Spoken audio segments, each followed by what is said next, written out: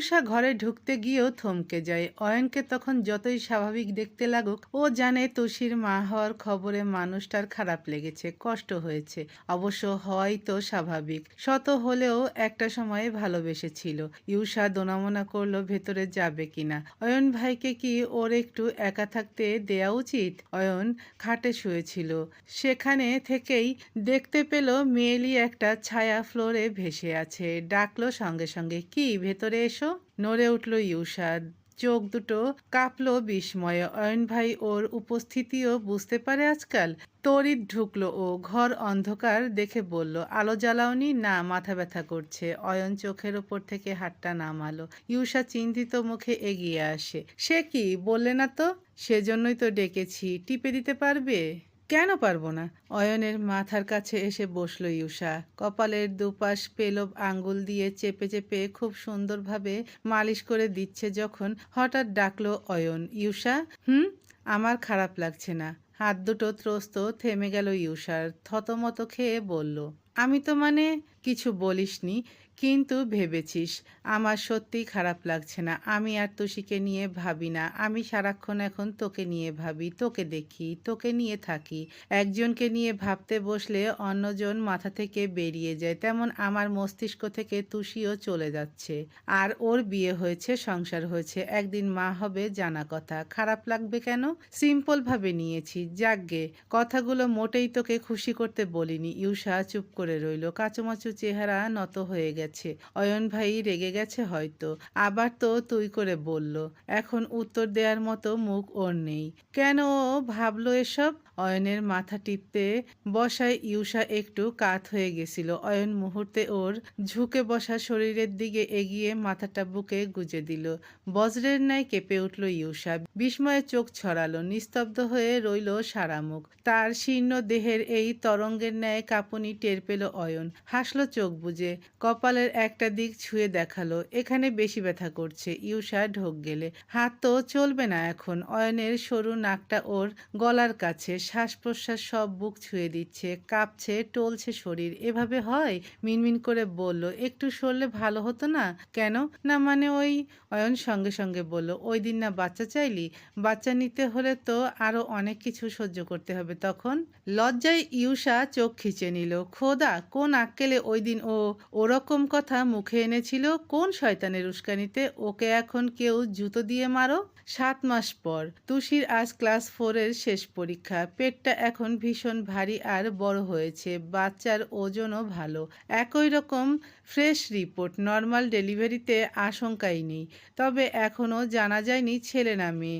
জন্মের আগে এই তথ্য দেয়া আইনত অপরাধ। সাথে তুষিও জানতে চায় না। ও ভেবেই নিয়েছে ওর মেয়ে হবে, সারাক্ষণ মেয়ে মেয়ে করছে, খেলনা পুতুল কিনছে, মেয়েদের জামা কাপড় জিনিসপত্র এখনই কামরায় ভর্তি। পরীক্ষা আরো আগে হওয়ার কথা ছিল, কিন্তু ঢাকা জুড়ে একটা গ্যাঞ্জামের দরুন সব শিক্ষা প্রতিষ্ঠানের কাজ পিছিয়ে গিয়েছিল প্রায় 3 মাসের মতন। সেজন্যই তো পিছিয়ে গেল তুষিও। ওর পরীক্ষার সবগুলো দিন সাথে মা অথবা বড় মা এসেছে। ইউষা ক্লাস রেখে ফুরসত পেয়েছে আজ, তাই আজ এসেছে ও।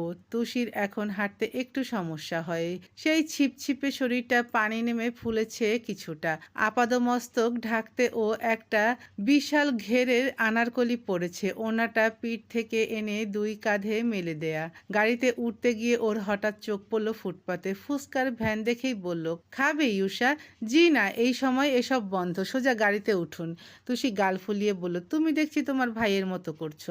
আমার ভাই আমাকে পই পই করে বলে দিয়েছে আপনি এসব খেতে চেয়ে রাস্তায় শুয়ে পড়লেও আপনাকে যেন না দেয়া হয়। তুষি বুঝলো উপায় নেই, মলিন চোখে আর একবার ফুসকায় চেয়ে উঠে বসলো ভেতরে। দীর্ঘশ্বাস ফেলে বলল, থাকো ফুসকা, আর কিছুদিন পর আমাদের আবার দেখা হবে। ইউষা নিজের শাড়ির আঁচল দিয়ে তুষির চোখ মুখের ঘাম মুছে দেয়, বলে, মনে হচ্ছে না যে হবে। বাচ্চা হওয়ার পরেও খাবার দাবারে অনেক নিয়ম থাকে। মাকে দেখতাম, মিন্তু হওয়াতে কত কি খেত না।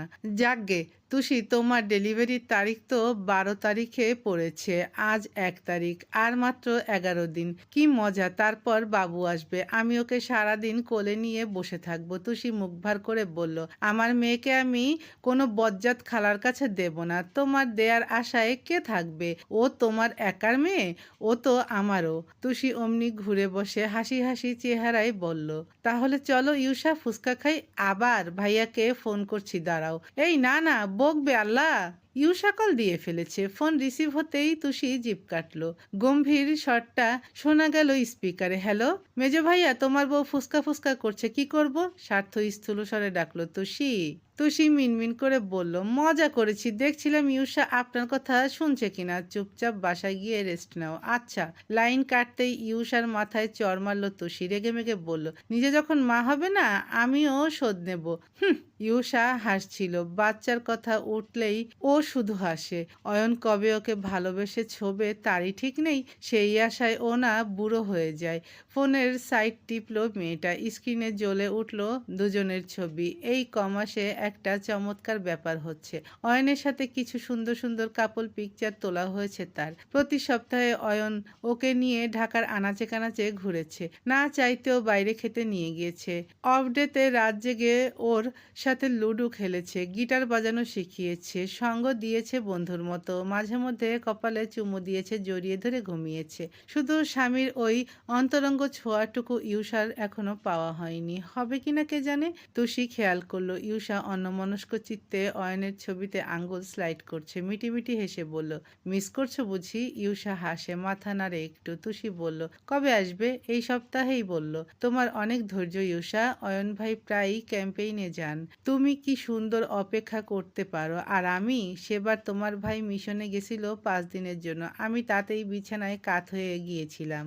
কারণ ভাইয়ার কাজটাই অনেক ঝুঁকির, কতবার আহত হয়েছে হিসেব নেই। আর অয়নের পেশা আলাদা, ও তো ক্যাম্পেইনে মানুষের সেবা করতে গিয়েছে। তোমার জায়গায় যে কেউ হলে সেই চিন্তায় এমন করতো। হ্যাঁ, এটা ঠিক বলেছ। এই যে দেখলে, আমার এই ব্যাপারগুলো তুমি ছাড়া কেউ বুঝলো না। ইউসার ফোন বাজলো তখনই, অয়নের কল। ও ধরল তড়িঘড়ি করে। ওদের কথার মাঝে তুষি টের পেল ওর জামা ছুঁয়ে কিছু স্রোতের মতো নামছে। পেটের নিচ ঘেঁষে চিনচিন করে উঠছে একটা ব্যথা। মেয়ের চেহারার নকশা বদলে গেল অমনি। হাত দিয়ে ইউসার হাতটা ঝাঁকাতেই ফোন কানে রেখে পাশ ফিরে চাইল মেয়েটা। তুষি চোখ বুজে আস্তে করে বলল, লাইন কাটো। ইউসা এক কথায় অয়নকে বিদায় দিয়ে ফোনের লাইন কেটে দিল। ফ্যাকাশে মুখে ভ্রুয়ের ইশারায় পায়ের কাছে দেখালো তুষি। আটকে উঠল ইউসা, আর্তনাদ করে বলল, আল্লাহ, ওয়াটার ব্রেক করেছে, অ্যাম্বুলেন্স অ্যাম্বুলেন্স। সামনের ড্রাইভার ভোরকে পিছু চাইলেন। তুষির দাঁত মুখ খিচে সিটে মাথা হেলিয়ে দিল। ব্যথা বাড়ছে ওর। ফ্যাস ফ্যাসে দম টেনে বলল, গাড়ি ঘোরাতে বলো নির্বোধ। ইউসার হুঁশ ফিরল যেন, ছটফটিয়ে বলল, ও হ্যাঁ হ্যাঁ চাচা, গাড়ি ঘোরান, হাসপাতালে হাসপাতালে যেতে হবে। স্টিয়ারিং ধরে মোড় দেয়া হলো।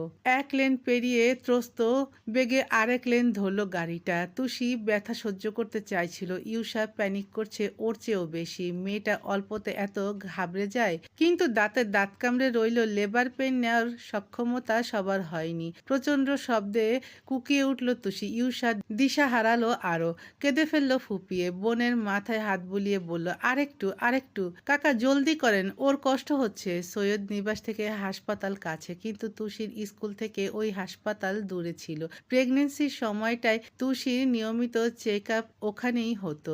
সাই বেগে এক একটা হাল পেরিয়ে হাসপাতালের গেট ছুঁতে আধ ঘন্টার ওপরে লেগে গেল প্রায়। ততক্ষণে ইউসা বাড়িতে ফোন করে জানিয়ে দিয়েছে শওকত কুমিল্লায় গিয়েছেন ব্যবসার কাজে। ওখানকার কিছু ক্লায়েন্টদের সাথে একটা মুখোমুখি মিটিং বসার কথা।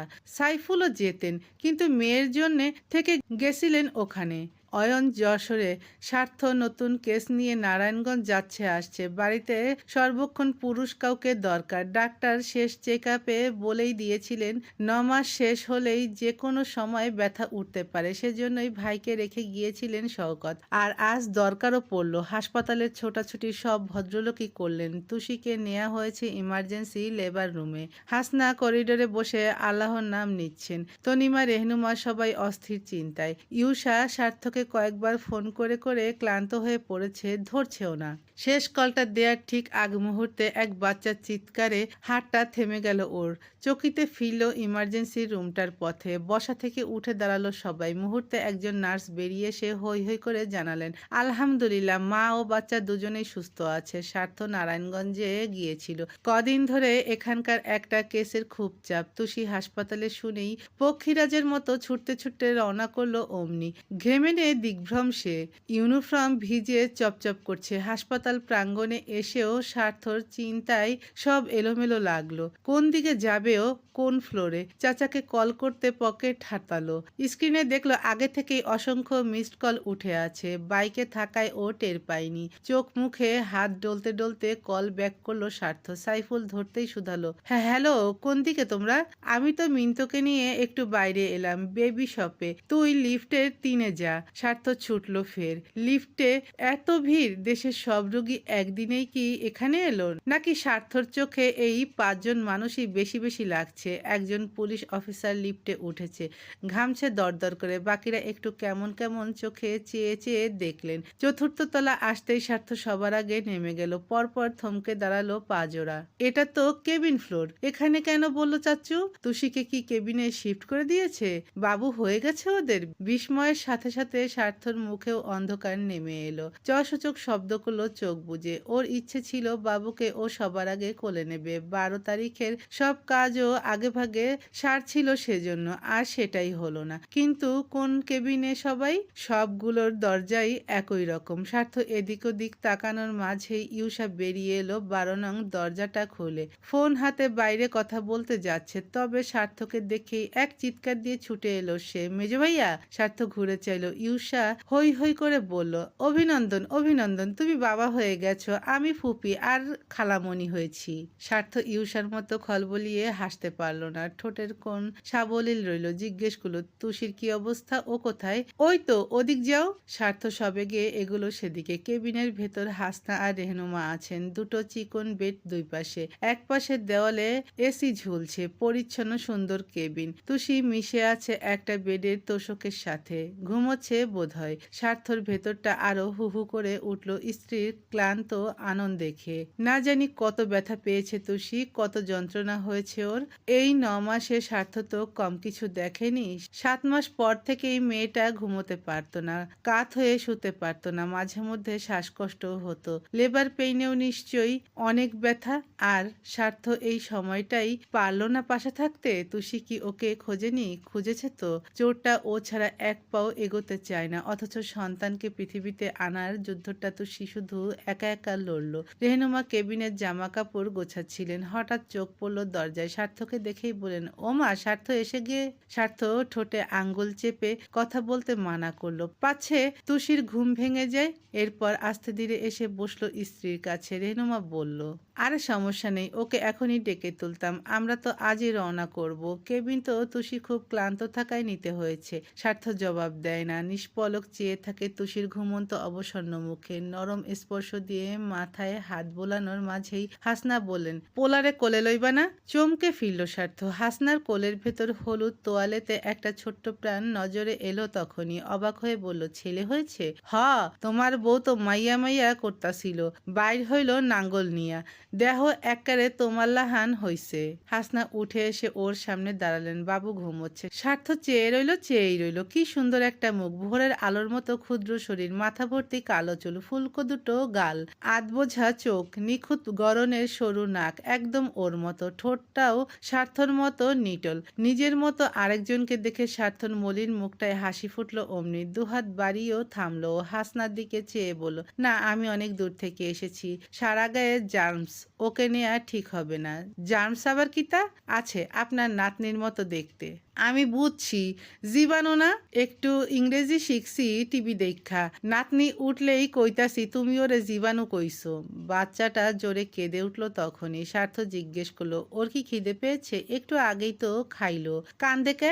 স্বার্থর ইচ্ছে করছিল ছেলেটাকে এক্ষুনি টেনে বুকে এনে রাখতে। হাত নিষ্পিস করছিল খুব, কিন্তু ওর সারা শরীরের যা অবস্থা, গোটা কেবিন কেবিনে একবার চক্কর কাটলো ওর নজরজোড়া। না, পরিষ্কারের জন্য কিছু নেই। হাসনা কোলে নিয়ে দোলাচ্ছিলেন বাবুকে। রেহনুমা বললেন, আমার কাছে দিন খালা, দেখি থামে কিনা। এর মাঝে তুষির ঘুম ভেঙে গেল। একটু নড়তে দেখে সার্থক কানের কাছে ঝুঁকে ডাকলো, এই যে আমার বাচ্চার মা। মেয়েটা খুব আস্তে চোখ মেলে তাকায়, যেন দুটো বুজে রাখা পাপড়ি আলাদা করতে ভীষণ কষ্ট হচ্ছে। মাথার পাশে সার্থকে দেখেই চমকালো, খুব হড়বড়িয়ে বলল, আপনি আপনি কখন এলেন? সার্থ মুচকি হেসে বলল, এখন। কেমন আছো? আমি ভালো আছি, শুধু একটু মাথা ঘুরছে। জানেন, আমাদের মেয়ে হয়নি। জানি। আপনার কি মন খারাপ লাগছে? না লাগা উচিত, এতদিন মেয়ের কথা ভেবে ছেলে পেয়ে গেলেন যে। আমি তো প্রথম দিনই বলেছি আমাদের ছেলে হবে। এর মানে এতদিন আমাকে মিথ্যে সান্ত্বনা দিচ্ছিলেন? হ্যাঁ, এর জন্যই বড়দের সাথে তর্কে যেতে নেই। সব সময়ের মতো আমি জিতলাম। তুষি ঠোঁট ফুলিয়ে কিছু বলতে চাইল, তবে হাসনা নাতনির এত নাড়াচাড়া দেখে ধমকে বললেন, সেমরি, এত কথা কসকা, শুক্রিয়া কর তোর পেট চিরা লাগে নাই। আমার তো চিন্তায় দম বাইর হইয়া গেছিল মা গো। তুষি ছেলের দিকে চাইল, থেমে থেমে কাঁদছে। বলল, মা ওকে আমার কাছে দাও না। উঠে বসতেই রেহনুমা ঝুঁকে দিলেন ওর কোলে। তুষি একটু বুকের সাথে মেলালো ছেলেকে। বাচ্চার কান্না থেমে গেল অমনি। হাসনা উচ্ছ্বসিত হয়ে বলল, দেখছো মায়ের কোল সিনছে কেমনে। তুষি বাবুকে কোলে নিয়ে বসে। স্বার্থ পুরোটা সময় বিস্ময়াভিভূত হয়ে চেয়ে রয় ওই দুজনের দিকে। তুষির চুলটা বেনি করা, গায়ে সাদা জামা, কোলে বাবু। পৃথিবীতে স্বার্থ অনেক কিছু দেখেছে, কিন্তু এমন আশ্চর্য সুন্দর দৃশ্য ওর কাছে নতুন। এই দৃশ্য ও এর আগে দেখেনি। প্রিয় নারীর কোলে নিজের সন্তান, কজনের ভাগ্য হয় এইটুকু দেখার। তুষি তাকালো তখনই। স্বার্থকে এইভাবে চেয়ে থাকতে দেখে মা দাদির সামনে লজ্জা পেল একটু। মিহিসরে শুধালো, কোলে নিয়েছেন? না, ভয় লাগছে। ও তাজ্জব হয়ে বলল, আপনার ভয় লাগছে? আপনার? সার্থক কেমন এলোমেলো শব্দে বলল, ও অনেক ছোট তুষি, আমি ধরলে ব্যথা পাবে না? তুষি শব্দ করে হেসে ওঠে। হাসেন রেহনুমা, হাসনা, প্রত্যেকে। সেই মুহূর্তে কথা শেষ করে ইউষা ঢুকলো ভেতরে। বলল নিজেই, অয়নকাল আসবে, আজ খুব ব্যস্ত। রেহনুমা বললেন, ও যাক, তাহলে ভালোই হলো। ভাইজান তো রওনাও করে দিয়েছেন। স্বার্থ বলল, মা দিদুন নেই কেন? আমি পাঠিয়ে দিয়েছি। এখন কত গেস্ট আসবে বাবু দেখতে, একটা গোছগাছের ব্যাপার আছে না। আর আমরাও তো এখনই বের হব, শুধু তুই রাস্তায় বলে অপেক্ষা করছিলাম। এর মাঝে সাইফুল আর মিন্টু ঢুকলো। সাইফুল এক গাদা কেনাকাটা করে এনেছেন। মিন্টু একটা বড় সাইজের হাঁস এনেছে। এক লাফে বাবুর উপর ঝুঁকে গিয়ে দেখালো, এই দেখো মামা, তোমার জন্য কি এনেছি। সাইফুল বললেন, কি ব্যাপার, ছেলের বাপ, সবাইকে ট্রিট কবে দিচ্ছিস? আগে তো কোলে নি, তারপর না। ও মা, কোলেই নিসনি? সে কি রে? বাইরে থেকে এসেছি, কেবিনে একটা শোপ পর্যন্ত নেই। মিন্টু বলল, আরে এই ব্যাপার মেজো ভাইয়া, যেখানে আছে মিন্টু সেখানে নেই কিন্তু। 3/4 প্যান্টের পকেট থেকে স্যানিটাইজারের স্প্রে বোতলটা বের করে দিতেই স্বার্থ বোধহয় চাঁদ পেল হাতে। চটজলদি সারা গায়ে স্প্রে করলো, হাতে মাখলো। এরপর অধৈর্য হয়ে বাহু দুটো বাড়ালো ছেলের দিকে। তুষি কোলে তুলে দেয়। ছোট শরীরটাকে নিজের বলিষ্ঠ গড়নের কাছে আনতে আনতে স্বার্থ টের পেল ওর হাত পা মাথা গোটা দেহই অবশ হয়ে যাচ্ছে। এই অনুভূতি ওর আরো একবার হয়েছিল যেদিন প্রথম টের পেয়েছে জেনে বুঝেও একটা চোরকে ভালোবেসে ফেললো। ছেলেকে একটু ওপরে তুলে কপালের তারায় চুমু খেলো স্বার্থ। বাচ্চাটা এখনো চোখ খুলতে শেখেনি, চুপ করে আছে। স্বার্থ বলল, হ্যালো জুনিয়র স্বার্থ আবরার, আমি আপনার পাপা। বাচ্চার কোনো উত্তর এলো না, ভ্রু কুঁচকে চুপ করে রইল। তুষি বলল, দেখেছেন, আপনার ছেলে আপনার মতো হয়েছে, শুধু কপাল কুঁচকে রাখে। পরপর মন খারাপ করে বলল, আমার মতো কিছুই পেল না, ধুর। বিকেল। সৈয়দ নিবাসে এখন উৎসবের জোয়ার। আত্মীয়রা আসছেন, স্বার্থর পরিচিত কলিগরা এলেন, শওকতেরও চেনাশোনা লোকেরাও এলেন বাবুকে দেখতে। এই তো একটু আগে শরীফের পুরো পরিবার এসে দেখে গেল। একটা ছোট কুটু আংটি উপহার দিয়েছেন তারা। ফলমূল এনেছেন তুষির জন্য। ডেনমার্ক থেকে ভিডিও কল দিয়ে বাচ্চা দেখেছেন রোকসানা। যদিও আইরিন আসেনি সামনে, এই বাচ্চা সে দেখবে না। জামিলা ফোন করে কথা বলেছে, বাচ্চার জন্য উপহার পাঠিয়েছে। সবাই ঘিরে বসেছে সৈয়দ বাড়ির ছোট্ট রাজকুমারকে। বসার ঘরের একটা আঙিনা জুড়ে একটা দোলনা রাখা হলো। এক পাশে মিন্তো আরেক পাশে ইউষা বসে বসে বাবুকে দোল দিচ্ছে। মিন্তো মাঝে মধ্যে গাল টিপে দিচ্ছে, ইউষা আবার বকছে সে নিয়ে। বারবার চোখ রাঙাচ্ছে, ধরিস না, বাচ্চাদের গাল ধরতে নেই। ও মুখ বাঁকিয়ে বলছে, ধরবো, তোর কি, বাবু কি তোর একার? দুই ভাই বোনের এত ঝগড়াঝাটিতে তুষির মন নেই। ও গপাগপ কাটলেট মুখে পুড়ছে। মা বলেছেন বাচ্চাকে বেস্ট ফিট করাতে গেলে ঝাল মশলা খাওয়া বন্ধ, আজকেই খেয়ে নিক তাহলে। তার ওপর আজ ওর ভীষণ শীত করছে।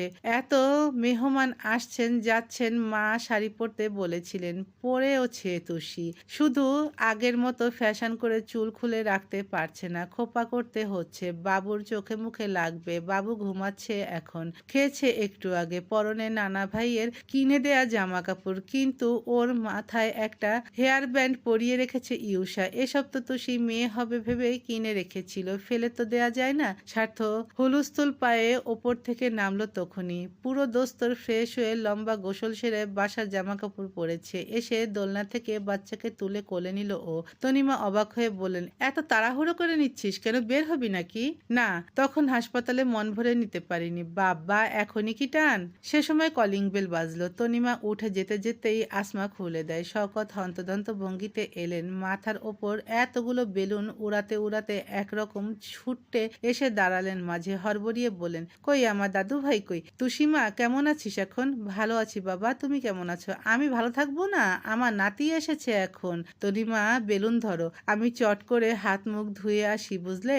এভাবে তো নেওয়া যাবে না। শওকত ঘর থেকে ফিরে এলেন চোখের পলকে। একেবারে স্যুট কোট বদলে নতুন পাজামা পাঞ্জাবি পরেছেন। নেমে এসে দাঁড়ালেন। ছেলে তখনও স্বার্থর কোলে। ভদ্রলোক হাত পাততে গিয়েও বিব্রত চোখে থামলেন, তাকালেন তনিমার দিকে, চোখের ইশারায় অনুনয় করলেন, একটু দিতে বলো না। তনিমা চাইলেন শাশুড়ির দিকে। জয়নব গলা ছেড়ে বললেন, দাদু ভাই, বাবার কাছে একটু দাও। কে বাবা? একটা থমথমের দরার জবাবে পরিবেশ বদলে যায়। সবার হাসি হাসি মুখ চোখ কমার সাথে সাথে শওকতেরও চেহারার রং হারায় অমনি। মন খারাপ করে মাথা নুইয়ে শ্বাস ফেললেন তিনি। স্বার্থর সাথে কথা হয় না, সম্পর্ক নেই, তাই বলে নাতিটাকেও ছুতে পারবেন না? ভদ্রলোক খুব কষ্ট পেলেন। ঘরের দিকে ফিরতে নিলে স্বার্থ হঠাৎ বলল, নিন। চটক কাটার ন্যায় চাইলেন ভদ্রলোক। বাকিরাও বিস্মিত বনে গেল। স্বার্থ ছেলেকে বাড়িয়ে দিল, তবে আরেক দিকে ফিরে রইল তখনও। শওকত হা করে চেয়ে আছেন দেখে বলল, কি নেবেন না? তুমি আমার সাথে কথা বলছো? হ্যাঁ, নিন। অমনি পাঞ্জাবির গায়ে দুহাত ভালো করে মুছে নাতিকে লুফে নিলেন শওকত। আহ্লাদে ভেসে গেলেন কথা বলতে গিয়ে, দাদু ভাই, আমার দাদু ভাইটা কই রে? এদিকে সবাই স্বার্থর দিকে ফ্যালফ্যাল করে চেয়ে, তুষিও তাই। তবে কি বাবার সাথে বিরোধ বিটলোর? ও কি তবে এখন স্বাভাবিক হয়ে যাচ্ছে? স্বার্থর নরম দৃষ্টি তখন ছেলের ওপর। 1 সেকেন্ড 2 সেকেন্ড করে কিছু সময় যায়। স্বার্থ কত কি ভাবে, ঢোক গেলে কয়েকবার। হুট করে মুখটা শক্ত করে বলে, তুষি চাইছিল ছেলে সে আপনার আর আমার এই দ্বন্দ্ব না দেখুক, আমিও তা চাই না, তাই কথা বললাম। কিন্তু মনে রাখবেন, আমি আপনাকে কোনোদিন ক্ষমা করব না। আমার বাবা আপনি নন, হবেন না। শওকত চুপ করে রইলেন। এ কথা তার কাছে নতুন কি? স্বার্থ ঘরে যেতে নিল। সাইফুল টেনে ধরলেন, আজকের দিনে আর রাগ করে চলে যাস না বাবা, ছাড় না এসব। তুষি দেখলো কারোর চোখ মুখ ঠিক নেই। উল্লাসে উদ্বেল থাকা পরিবেশটা হুট করেই কেমন ভারী হয়ে এসেছে। ও প্রসঙ্গ কাটাতে বলল, আচ্ছা মা, আমি তো মেয়ের নাম ভেবে রেখেছিলাম, ছেলের কি নাম রাখবো এখন? আমার ছেলের তো নামই ঠিক হয়নি। হাসনা বললেন, আকাশ আলী রাখ, দাদার লগে মিলাইয়া। ইউষার নাক ছিটকে বলল, না, এসব বাদ দিয়ে দাদি, কি যে নাম বলেন, আমাগো সময় তো এইডি রাখতো। আচ্ছা তাইলে তোমরাই কও কি রাখবা? মিন্টু হাত তুলে বলল, অনুমতি দিলে আমি একটা নাম বলতে পারি? তুষি বলল, অবশ্যই। দেখো তুষিপুত, তুমি ওর নাম যখন আগে ভাবনি, এখন ওর নাম রাখার অধিকার তোমার নেই। ওর নাম রাখার অধিকার শুধু আমার, মানে ওর একমাত্র মামার। তুই কি ঝাক্কাশালি বলবি? উফ, তুই চুপ কর পেতনি। ওর নাম হবে আমার সাথে মিলিয়ে। আমার ভালো নাম রায়হান, আমার ভাগ্নের নাম হবে রায়ান। নামটা তুষির পছন্দ হলো। বাকিরাও প্রশংসা করলো খুব। তবে শওকত বললেন, নাম ভালো, কিন্তু পুরো নাম কি? মিন্টু মাথা চুলকায়। স্বার্থ ছেলের দিকে চাইল। ছেলেটা শুধু ভ্রুকুসকেই রাখে, চোখ মেলে না, হাসেও না। ও মুচকি হেসে বলল, আবরিশাম রায়ান ফারিদ।